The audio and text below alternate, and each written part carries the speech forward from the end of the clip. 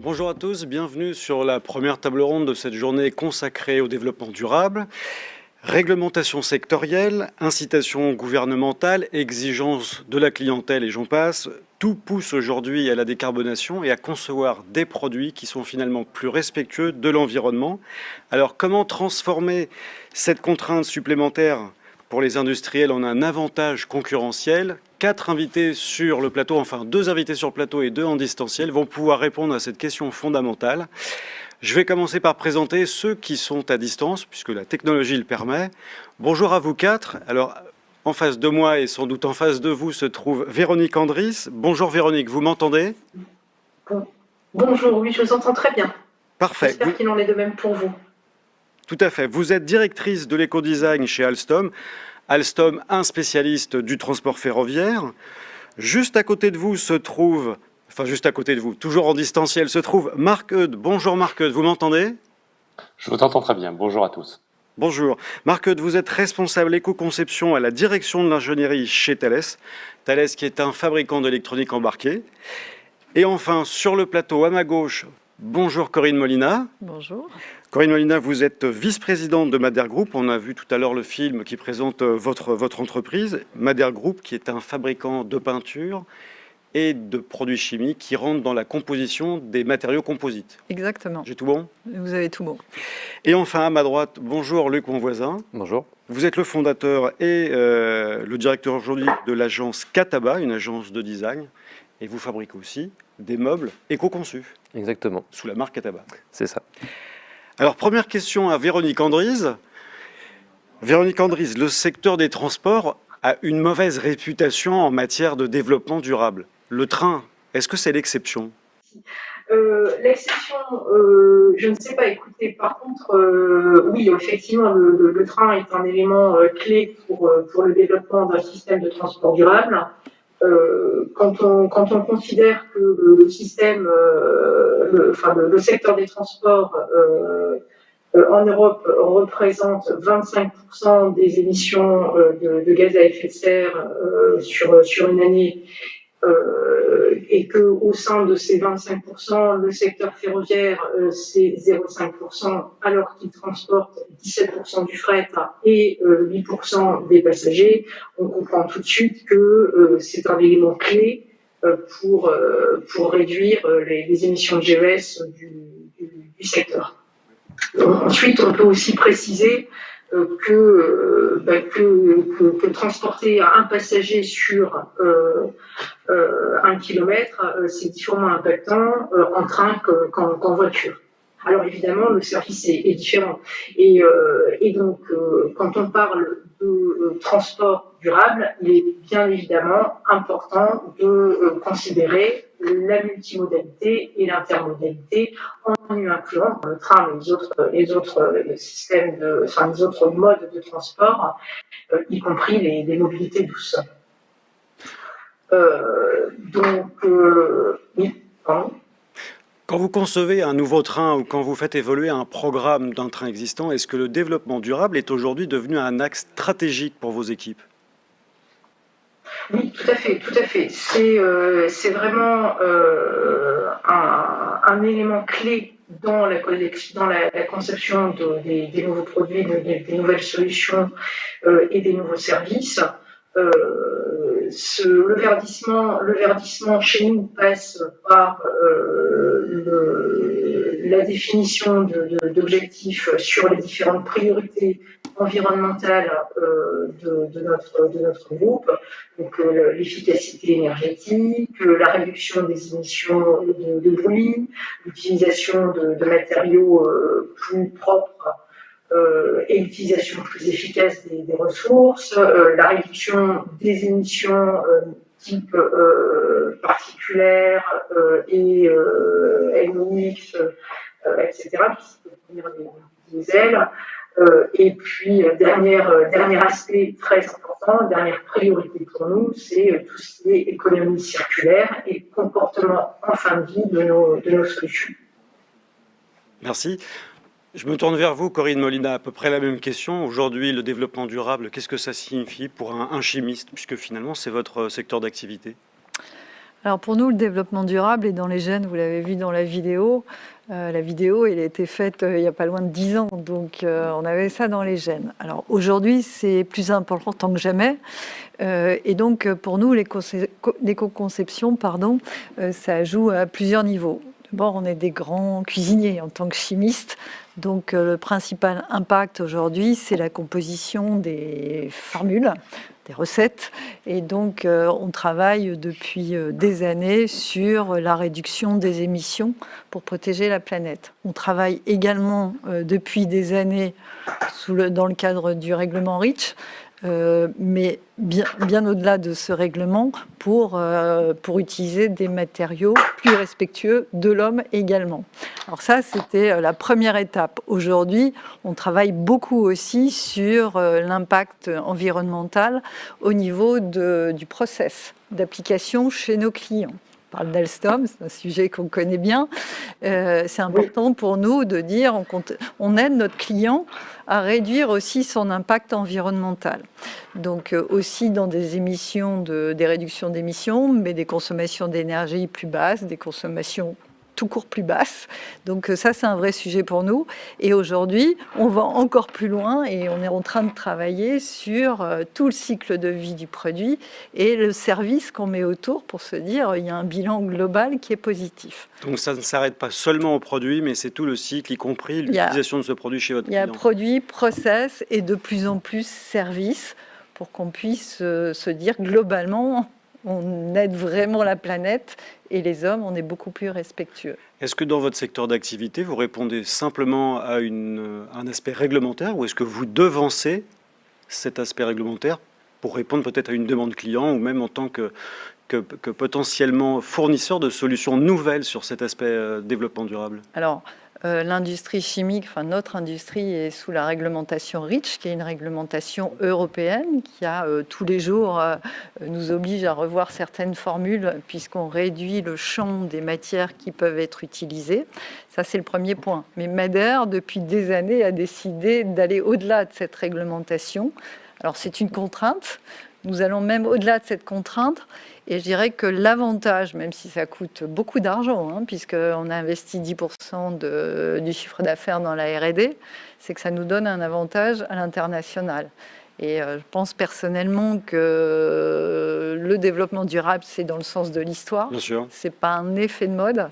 Donc aujourd'hui, c'est clair qu'en France, on a la couche européenne en termes de réglementation, plus la couche française. On a beaucoup de couches.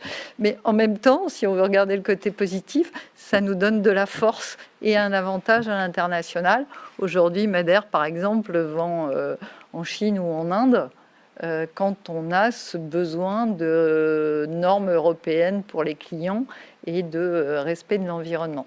Donc, ce qui est une contrainte, on essaie de le transformer en avantage concurrentiel. Merci. Luc Monvoisin, j'ai regardé sur la page d'accueil de votre site. Alors, on voit éco-conception, upcycling et fabrication locale. Ça signifie quoi quand on est fabricant de meubles et quand on est agence de design? Le projet de Catabat depuis le départ, c'est d'être un acteur vertueux sur les enjeux environnementaux et sociaux dans son secteur d'activité, en l'occurrence l'ameublement. Et au départ, on a pensé que produire local était l'alpha et l'oméga de la performance environnementale, et puis on est rentré dans le détail de notre activité, notamment par une analyse de cycle de vie, et on s'est rendu compte qu'on était très loin du compte, puisqu'en fait, dans le secteur de l'ameublement, 80% des impacts sont liés à la matière première. Donc une fois qu'on a dit ça, on se rend compte que le local, c'est vraiment marginal, c'est de l'ordre de 15%, la question du transport. Et donc au fur et à mesure, on a poussé les choses pour essayer d'être de plus en plus performant sur ces objectifs qui étaient les nôtres. Et au-delà de l'éco-conception stricte avec le choix des bonnes matières premières, etc., on s'est rendu compte à mesure qu'on avançait qu'en réalité, on avait aussi des sujets de performance qui pouvaient tenir au réemploi de la matière. Et ce réemploi de la matière... Y compris dans du mobilier. Y compris dans du mobilier. Donc récupérer le mobilier à la fois chez les particuliers et dans les entreprises. Alors récupérer du mobilier, ça c'est le strict réemploi, mais si on veut rentrer dans l'upcycling, donc valoriser des déchets, On commence à avoir des vrais atouts là-dessus en termes de performance environnementale. On est passé d'une division par 4 de nos impacts à une division par 8 quand on a intégré du réemploi sur nos produits. Je parle au niveau des émissions carbone. Et donc il y a un vrai sujet là de performance environnementale. C'est quelque chose qui est identifié par beaucoup de nos clients dans le secteur du bâtiment, que le réemploi ou l'upcycling est une solution pour pouvoir aller au-delà de la stricte éco-conception à partir de matières neuves. Simplement, ça réclame des process très particuliers, ça réclame de sourcer des gisements, d'avoir des gisements récurrents, d'être capable de les mettre en œuvre et de les valoriser. Et ça c'est la dernière étape pour être extrêmement performant sur le plan environnemental, et c'est un des gros enjeux aujourd'hui pour nous. Donc du savoir-faire à acquérir à travers une expérience, à travers la formation, et puis peut-être aussi du conseil extérieur. Alors à propos de conseil, vous êtes aussi agence de design, vous travaillez pour des entreprises, peut-être pas seulement dans le mobilier, mais qui fait appel à vous et pour quelles raisons? Alors on va avoir pas mal d'interactions avec les acteurs du bâtiment qui justement ont ces objectifs de réemploi et vont venir nous chercher pour notre expertise en matière d'éco-conception, mais aussi ce réseau d'acteurs et de manufactures qu'on a construit autour de nous, qui nous permet de pouvoir intervenir sur n'importe quelle matière et aujourd'hui de pouvoir transformer un gisement d'acier, de bois en un nouveau produit. Et c'est à ce titre-là qu'on va pouvoir répondre à leurs enjeux. Je vous demanderai de toute façon à tous à la fin des exemples de cas clients, de belles histoires. Marc, vous m'entendez? Est-ce que vous m'entendez? Parfait. Oui, très bien. Parfait. Alors, on ne pense pas immédiatement au secteur de l'électronique quand on aborde le développement durable. Quel objectif suivez-vous dans ce domaine? Et finalement, est-ce que vous répondez vous aussi à une réglementation ou est-ce que vous devancez la demande de clients? Alors, la question de la réglementation, elle nous concerne bien entendu comme tous les industriels. Et mes consoeurs parlaient précédemment de REACH, par exemple. Donc, cette conformité réglementaire, on y est astreint, évidemment, comme tout le monde. En revanche, les réglementations spécifiques aux produits électroniques nous concernent rarement de façon directe parce qu'on n'est pas sur des produits grand public. Et s'il y a des réglementations qui concernent de façon très classique l'électroménager ou l'audiovisuel grand public, évidemment, il n'y a pas de dispositions spécifiques, je dirais pour un radar ou un distributeur de tickets de train, bien entendu. Alors, nous, on se place donc dans une démarche, en plus de cette conformité, lorsqu'elle existe, lorsqu'on a des contraintes, évidemment, c'est le prérequis, on doit commencer par être conforme à cela, mais ensuite on s'inscrit dans une démarche plus large, qui est évidemment de répondre aux enjeux environnementaux et sociétaux. On s'inscrit dans une société au sens large, nous ne sommes pas que des industriels, et c'est pas parce qu'on est industriel qu'on serait forcément coupable de tous les maux. On a le droit d'avoir le sens des responsabilités et même de la volonté de faire changer les choses. Mais plus fondamentalement, après, dans notre métier d'industriel, finalement, notre objectif est de renforcer ce qu'on appelle la proposition de valeur aux clients. Et ça, c'est essentiel. C'est ce qui nous conduit naturellement à nous pencher sur la question de l'utilisation de notre produit. Et cette priorité donnée à l'utilisation du produit, elle a deux raisons. D'une part, les impacts de nos produits proviennent majoritairement de la phase d'utilisation, parce qu'on a des produits à longue durée de vie, des produits qui consomment de l'énergie, et pour partie d'entre eux, vous le mentionniez en introduction, des produits embarqués à bord de véhicules de tout type, que ce soit de trains, d'avions, de bateaux, tout ce que l'on veut. Donc on doit se pencher sur cette question. Typiquement, 90% de nos impacts, et notamment d'émissions de CO2, sont liés à la phase d'utilisation. Mais plus fondamentalement encore, lorsqu'on développe un produit, c'est pour répondre à des attentes et des besoins des clients et surtout des utilisateurs, même pas celui qui achète, celui qui va s'en servir. Et on doit, se focaliser, en tout cas faire de gros efforts sur cette partie utilisation, parce que si on ne prête pas une intention marquée à cette question de l'utilisation, le produit perd de son sens. Et donc nier l'importance de la dimension utilisateur, finalement, c'est de l'anti-éco-conception. Ce serait de la gabegie pure, c'est le summum des ressources gâchées. Si l'utilisateur ne comptait pas, autant ne pas faire le produit. Allons jusqu'au bout, et comme ça, on aura encore moins d'impact. Alors, si on n'est pas dans une démarche caricaturale comme celle-ci, il faut voir comment on peut se mettre toujours plus au service des besoins des utilisateurs, et voir comment on peut articuler de façon aussi harmonieuse que possible cette amélioration soit de l'expérience utilisateur ou des fonctions qui sont apportées à l'utilisateur, et la réduction des impacts environnementaux. Et c'est pas du tout antagoniste a priori, il y a tout à fait possibilité d'organiser cette convergence. Ça, c'est un élément extrêmement important et nous capitalisons le plus possible sur ça pour dialoguer de façon constructive avec nos clients. Donc finalement, quand on fait de l'électronique embarquée, ce qui compte, c'est pas seulement le produit, mais c'est son utilisation chez le client. Ça vous demande donc d'avoir un rapport de proximité avec vos clients qu'on n'a pas peut-être quand on est fabricant de meubles ou de trottinettes éco-conçues. Possiblement, alors je m'exprimerai moins sur la situation de mes collègues, mais oui, dans notre cas, surtout lorsqu'on a des solutions qui sont parfois des solutions faites carrément sur mesure. Parce qu'on a des produits catalogues, des produits dans un portefeuille qui préexiste, mais on a aussi beaucoup de produits qui sont faits spécifiquement à la demande de clients qui viennent justement voir un systémier comme nous, capable de concevoir un système complexe, voire très complexe, ce qu'on appelle des systèmes de systèmes. Alors c'est vraiment en poupée russe. Si on ne comprend pas bien le contexte utilisateur, on ne peut pas apporter les bons éléments de réponse. Donc on doit, au travers de l'éco-conception de nos solutions, évidemment réduire l'impact de nos solutions en propre. Si on vend, je dirais, un boîtier électronique, pour parler de façon très triviale, faisons en sorte qu'il ne consomme pas trop d'énergie, qu'il ne soit pas trop lourd s'il est embarqué, mais voyons aussi ce qu'il peut apporter à l'utilisateur dans son contexte opérationnel pour réduire, lui, ses propres empreintes, les empreintes de ses propres activités. Ça, c'est tout à fait passionnant et ça ouvre des perspectives immenses. Et je pense que ça doit être le cas de beaucoup de secteurs où il faut qu'on aille s'ouvrir vers l'utilisateur et ne pas rester seulement à essayer de réduire l'impact comme si on souffrait un peu d'un certain complexe. Faisons-nous discrets, réduisons notre impact et puis faisons-nous oublier. Non, assumons qu'on peut avoir une action tout à fait positive et constructive. Merci Marc-Eudes. Alors passons maintenant au cas pratique dans le domaine du train à Alstom. Véronique Andérès, est-ce que vous avez une belle histoire à nous raconter justement où votre application du développement durable s'illustre le plus clairement possible? Alors oui, des belles histoires. Heureusement, on en a maintenant beaucoup. C'est pas évident de choisir parmi toutes celles que l'on a. Je pourrais vous parler du développement des trains hydrogène. Je pourrais vous parler également des nouveaux systèmes de signalisation et justement en relation avec ce que Marc vient de dire, l'usage qui permet effectivement énormément d'optimisation et notamment sur l'efficacité énergétique. Mais j'aimerais bien détailler un peu ce que l'on est en train de faire sur le nouveau TGV. Et là où on en est, c'est un nouveau train que l'on éco-conçoit totalement.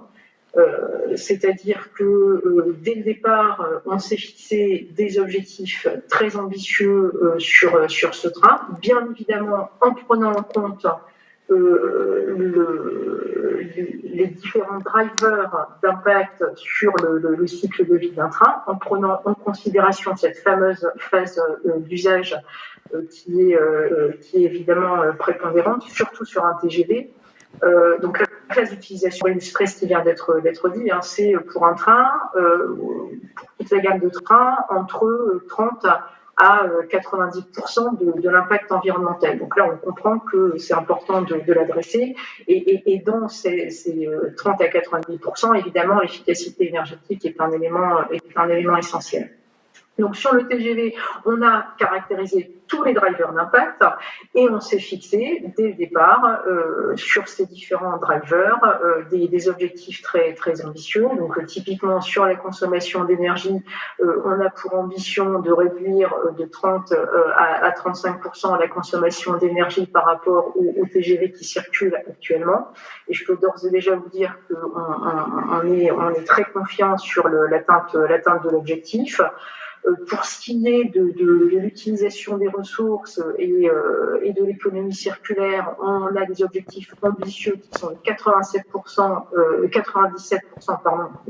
de recyclabilité, et on est d'ores et déjà sur les rails pour atteindre ces objectifs. Et on adresse également des sujets comme l'intégration de matières recyclées dans ce nouveau train. On met sous contrainte tout ce qui est émissions venant des matériaux pour assurer un air sain à bord. On réduit les niveaux sonores, que ce soit à l'extérieur ou à l'intérieur des trains. Et on travaille bien évidemment aussi sur les matériaux propres en limitant de manière proactive toute l'utilisation de substances dangereuses et bien évidemment en relation avec la réglementation REACH qui vient d'être évoquée. Et au-delà de ça, dans le processus, c'est un exemple également très intéressant d'utilisation de l'analyse de cycle de vie dans l'orientation des choix de conception. C'est-à-dire que pour certains composants, on a, avant de définir le design qui allait être appliqué sur ce nouveau train, fait des études comparatives par analyse du cycle de vie afin de choisir la solution la moins importante.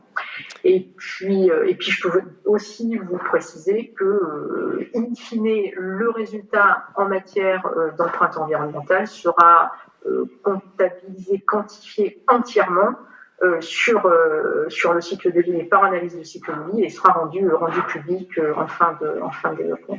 Donc on a vraiment devant nous un train grande vitesse qui sera optimisé sur le sujet et c'est vrai qu'on en est très fiers. Et en plus, si je le comprends, de manière multifactorielle. Alors, passons peut-être à un exemple plus, j'allais dire terre à terre, en tout cas plus, oui, terre à terre, puisque ce sont des meubles.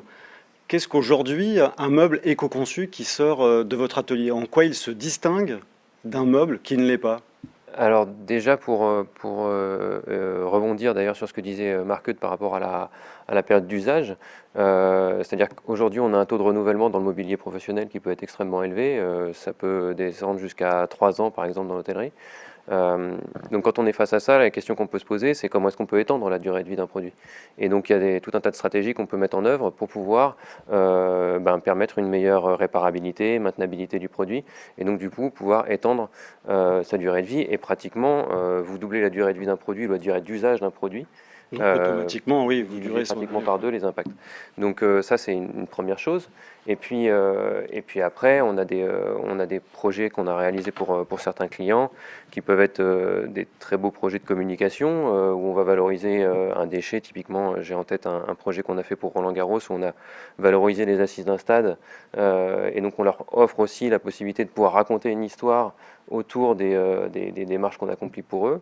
Et surtout, in fine, ce sont des produits qui vont avoir donc une grande durée de vie, qui vont avoir aussi une esthétique, et là le design est important parce que si vous avez une esthétique qui est pérenne, qui va continuer à séduire longtemps et qui n'est pas trop marquée ni trop anodine, vous êtes capable d'avoir un produit qui va durer dans le temps.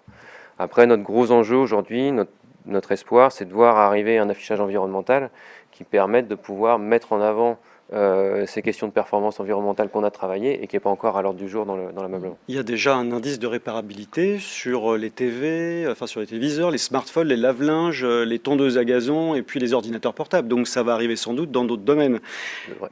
Alors est-ce qu'un produit éco-conçu, est-ce que c'est forcément plus cher qu'un produit qui ne l'est pas? Alors pas nécessairement. C'est tout un enjeu après de positionnement, mais pas nécessairement. Pour vous donner un ordre d'idée, on a développé un luminaire pour un de nos clients et on sort 20 ou 25% moins cher que le marché avec un luminaire en réemploi qui est tout à fait séduisant, créé par une designer. Donc c'est pas nécessairement plus onéreux.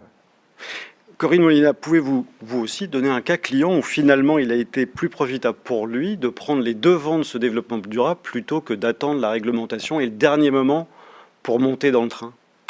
Alors j'avais prévu de donner un exemple dans l'automobile. Vous n'êtes pas forcé de donner le nom. Mais si je ça pense vous... que je vais aller dans le ferroviaire. Madame Andriès a parlé du TGV. Je crois de toute façon savoir qu'Alstom est l'un de vos clients. Alstom est un de nos gros partenaires.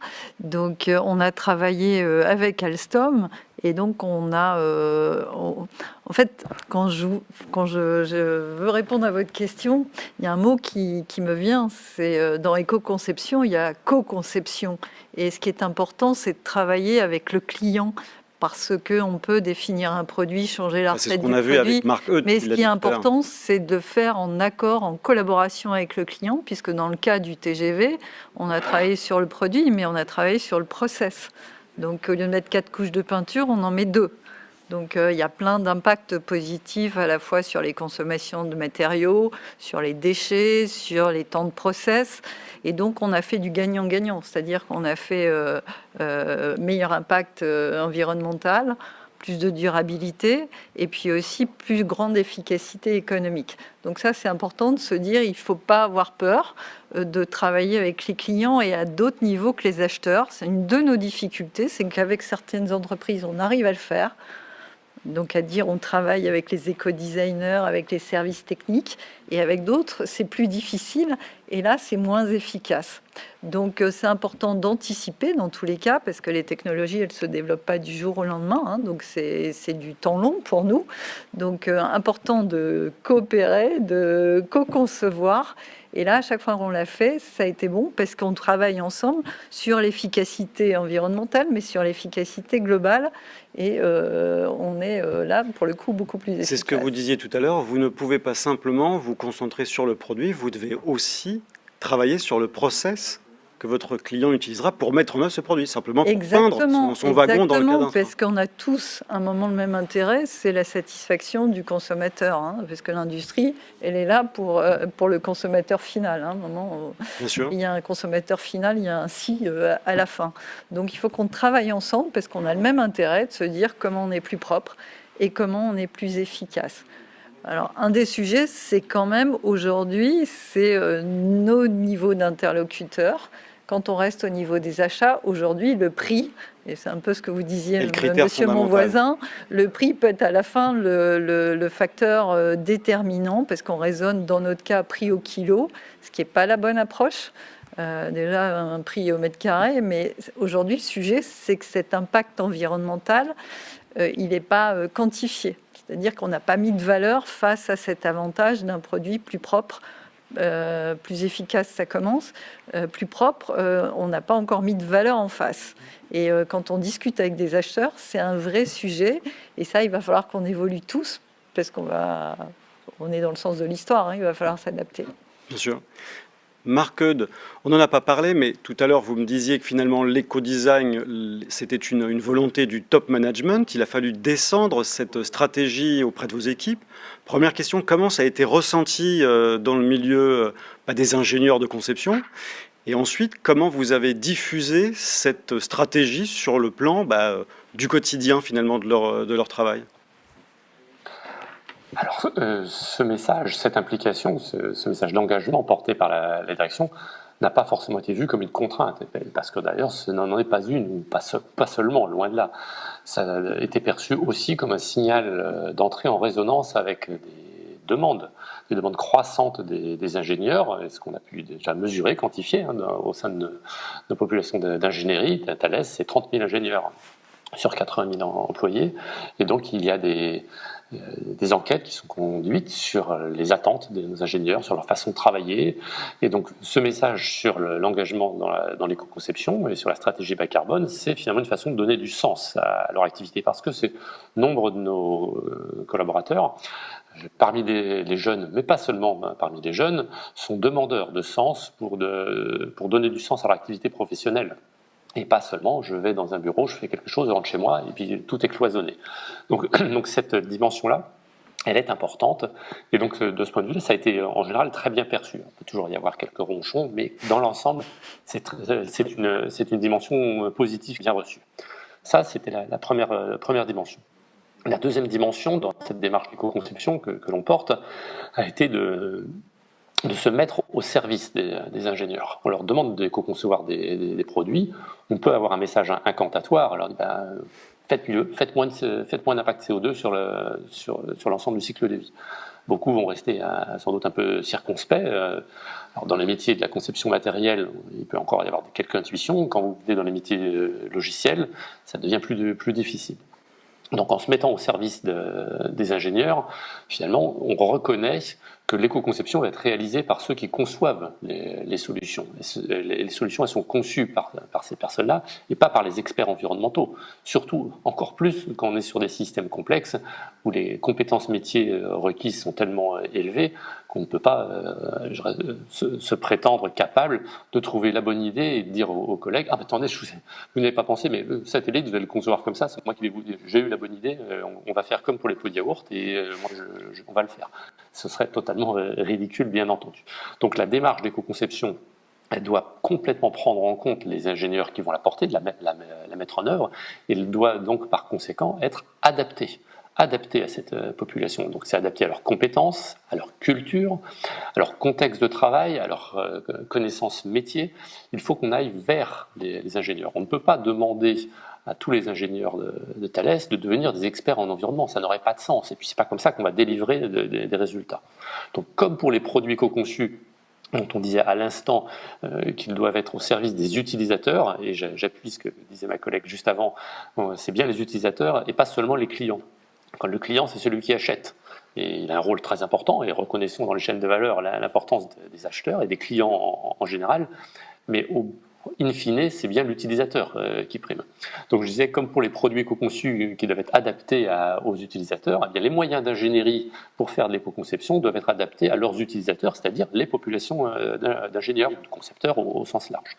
Je pense qu'il faut mettre un terme, ou mettre un bémol, ou un holà sur les méthodes et outils d'éco-conception, je dirais hors sol, développés par et pour des experts qui soit ne connaissent pas, ne comprennent pas ou ne veulent pas reconnaître la prépondérance des concepteurs dans cette démarche-là. Je pense que ça, c'est une erreur regrettable qui, à mon avis, a trop longtemps perduré et donné une image, je pense, pas toujours fidèle de ce que une démarche d'éco-conception en industrie. Alors, on a parlé un petit peu d'outils, d'analyse de cycle de vie tout à l'heure, et puis vous venez aussi d'en parler. Vous avez dit qu'il fallait aussi que ce soit au service des ingénieurs, puisque c'était eux qui devaient concevoir. Mais peut-on quand même, dans votre secteur d'activité, aboutir finalement à une éco-conception presque normée, presque sur étagère, qui se décline à chaque projet? Alors, oui et non. Je dirais, la démarche normée, elle est envisageable si c'est une adaptation du processus de conception qui, lui, est normé.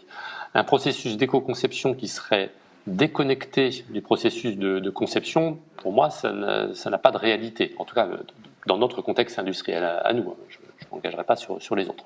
Donc il faut absolument aborder cette démarche dans le contexte de conception. Et ça, c'est extrêmement important, comme je disais tout de suite, pour éviter de créer une démarche qui serait, je qualifiais de hors-sol, ou qui soit complètement coupée. Il faut que l'éco-conception vienne infuser la démarche de conception, et chez nous, pour les systèmes complexes, et c'est peut-être la même chose évidemment chez Thales, chez Alstom, juste pour prendre cet exemple, les processus sont extrêmement contraints, extrêmement surveillés, les exigences de performance et de sécurité par exemple sont telles que l'on ne peut pas imaginer mener deux démarches de conception en parallèle, alors qu'elles doivent se nourrir, elles doivent se renforcer l'une l'autre. Donc ça, c'est extrêmement important de ne pas déconnecter la démarche d'éco-conception du processus de conception de référence. Ça me donne une transition toute choisie pour aller vers Alstom. Et justement, parlons de ces processus. Est-ce que chez Alstom, la démarche d'éco-conception a demandé des changements organisationnels dans vos équipes? Alors, oui et non. Non, parce que effectivement, un des fondements d'une démarche d'éco-conception réussie, c'est bel et bien d'intégrer la performance environnementale dans les autres performances demandées aux fonctions et aux produits. Donc concrètement, effectivement, dès lors où on a identifié quels étaient les sujets qu'il fallait travailler pour améliorer la performance environnementale, ça passe par la définition d'allocation environnementale sur la consommation d'énergie, la recyclabilité, le bruit, le taux de recyclé, l'absence de certaines substances. Et tout ça, ça passe au niveau des sous-systèmes pour une intégration classique dans le processus de conception, à savoir spécification, consultation des fournisseurs. Et là, on revient au sujet du co-développement. Fournisseurs qui vont contribuer chacun à leur niveau de composants à la performance environnementale globale d'un système complexe. Donc, pas de grands changements par rapport au cycle de développement lui-même. Par contre, il est vrai que la définition de ces spécifications nécessite une certaine compétence et du background pour que ce soit fait de manière juste et efficace. Mais je tiens bien évidemment à insister sur l'importance de la coopération dans la chaîne de valeur que nécessite de toute façon tout naturellement le cycle, l'approche cycle de vie, la pensée cycle de vie.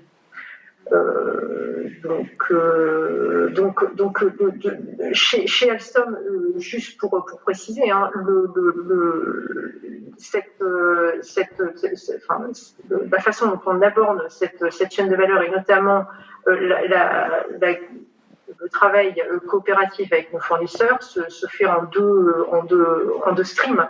Le premier qui est très en amont et qui consiste à regarder quels sont les éléments que l'on demande à la supply chain pour faire partie du panel fournisseur et la façon dont on audite les fournisseurs sur leur performance développement durable, y compris éco-conception.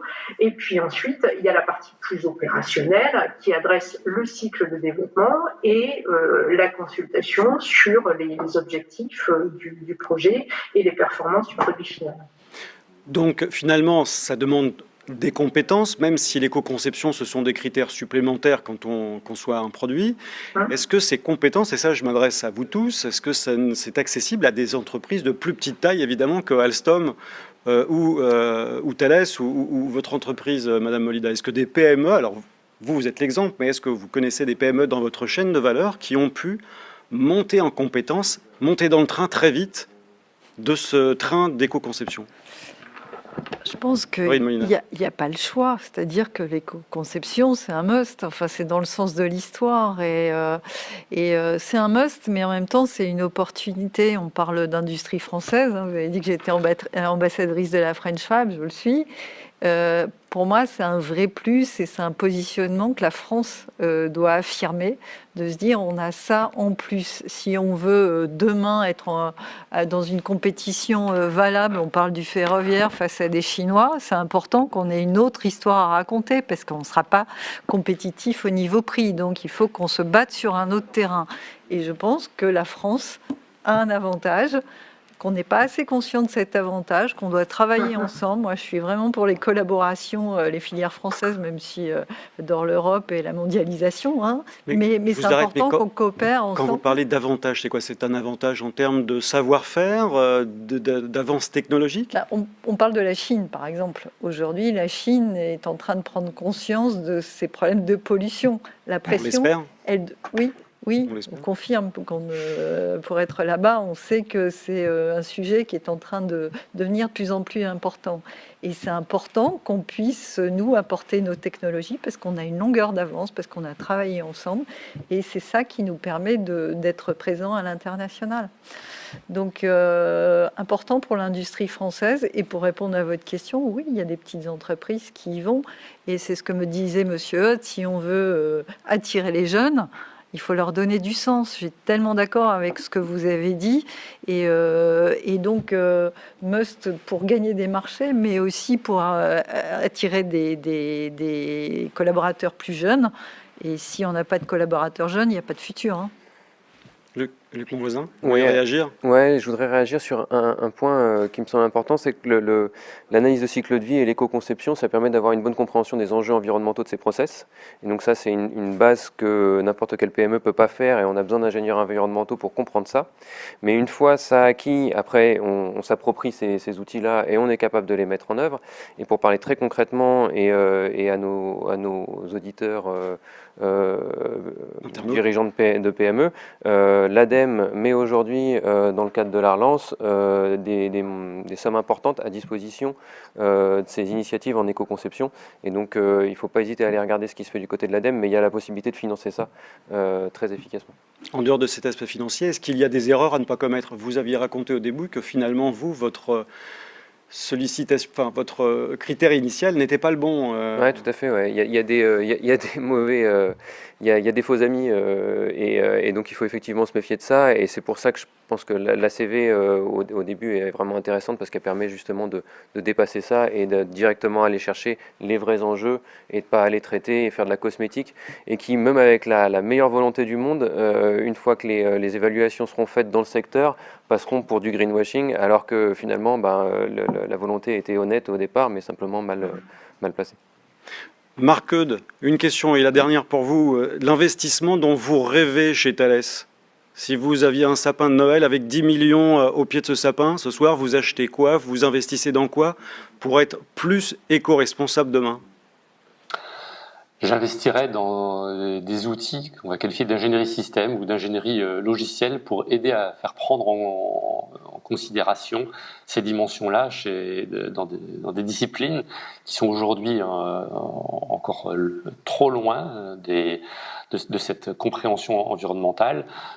Tout ce qui vient d'être rappelé, dont on a parlé, cette articulation entre la conception globale du système, son utilité ou ses utilités vis-à-vis de l'utilisateur final, ça c'était extrêmement important. Et puis travailler sur les questions de système dans leur globalité et puis sur les questions de logiciels, c'est clairement s'inscrire dans l'avenir. Il faut absolument qu'on apporte des réponses aux enjeux du numérique, ces enjeux qui sont croissants, et puis dépasser les clichés ou parfois les raccourcis qu'on entend dans certains médias sur l'analyse ou la compréhension qui est faite des systèmes numériques. Ce n'est pas aussi trivial que ça. On ne peut pas comparer un système de contrôle de trafic aérien avec un smartphone. Ça n'a pas de sens. Donc ne mettons pas tout dans le même sac.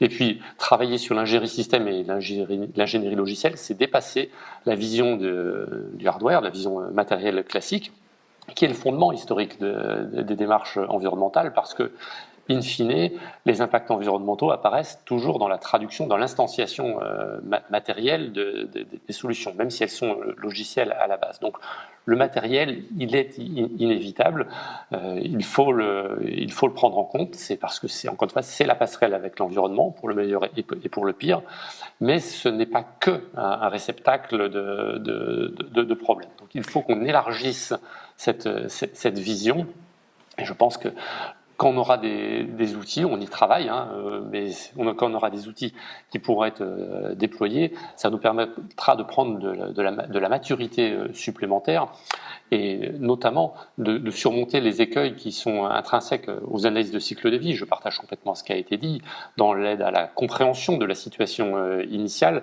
et ça on peut le faire lorsqu'on a un produit référent, un produit qui existe. Lorsqu'on est sur un produit, je dirais, qu'on démarre quasiment d'une feuille blanche, évidemment, on ne peut pas faire d'analyse de cycle de vie puisqu'on ne connaît pas encore la constitution et encore moins sa nomenclature. Donc, je vais aussi rebondir sur le mot qu'a employé Véronique Andriès tout à l'heure, sur la notion d'orientation. Donc, comment est-ce qu'on peut orienter la démarche d'éco-conception lorsqu'on dispose de peu d'informations ou des éléments seulement partiels? Ça, c'est un vrai enjeu. Et donc, l'analyse de cycle de vie, lorsqu'on peut la convoquer, alors même parfois de façon partielle, mais il faut le faire avec beaucoup de soins, beaucoup d'attention, et je pense que ce ne sont pas les outils qui sont en cause, c'est la maturité de ceux qui les utilisent. Il ne faut pas se méprendre, les outils d'analyse de cycle de vie peuvent apporter un éclairage, très utile, mais en aucun cas, un outil d'analyse de cycle de vie n'est un outil de conception, ni d'éco-conception. Donc, utilisons les forces de ces outils au mieux, au meilleur endroit, c'est-à-dire en amont, on l'a vu, essayer d'aider à choisir les bonnes orientations, on l'a vu aussi sur le cas du meuble, et en aval, à la fin, on essayer d'enregistrer, faire le bilan de notre action pour voir si on a effectivement tenu ces objectifs et si les progrès escomptés sont là. C'est cet ensemble, ce corpus global qu'il faut absolument réussir à mettre sur pied. Merci Marc-Eudes. Dernière question très rapide, Véronique Andriès, et pour finir sur un aspect humain, le métier d'éco-designer, finalement, c'est un métier d'avenir. Vous embauchez? Oui, tout à fait. Très rapidement, en effet, oui. Avec tout ce qui vient d'être dit, c'est l'évidence. On a besoin d'éco-designers pour établir les diagnostics et accompagner les différents métiers qui vont ensuite prendre en charge les développements avec les inputs de ce diagnostic. Et oui, je confirme qu'aujourd'hui, on embauche pas mal chez Alstom. Rien qu'à Saint-Ouen, on a 2 postes ouverts. L'annonce est passée. Merci à tous les 4. À très bientôt, en espérant parler à nouveau de l'éco-conception. Merci beaucoup. Dans 5 minutes, une seconde table ronde va avoir lieu. Vous pouvez rester en ligne. Vous allez voir un film du CETIM qui illustre maintenant comment passer de la théorie presque à la pratique, en abordant justement tout ce qui est analyse de cycle de vie et comment exploiter ces outils au quotidien dans la conception de vos produits manufacturés.